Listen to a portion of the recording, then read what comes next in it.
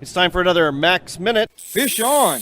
From Macks Lure Company, and with us today is well-known Northwest walleye guide Ed Iman. He works out of the Dalles. He's known as a man who can catch the big ones. Ed, springtime is prime time for big walleye. What part of the Columbia River are you fishing, basically from March through May? Well, for the real large fish, my favorite place to target is up Irrigan, Boardman area. And we're going to look for probably deeper water than what you would think for the pre-spawn females, because they're going to stage outside of a gravel bar drop-off, and then they're probably going to move up at night and spawn. And they're going to spawn usually by the full moon in March. It used to be, I always said April, and I think it's true too, that they spawn around the full moon in March. That's their main spawn. If the water's up to, 50, 54 degrees, 48 degrees, something like that, they'll spawn. And then they'll also spawn again around the full moon in April. And we're going to work them downstream, and we're going to use a smile blade. Of course, my favorite is the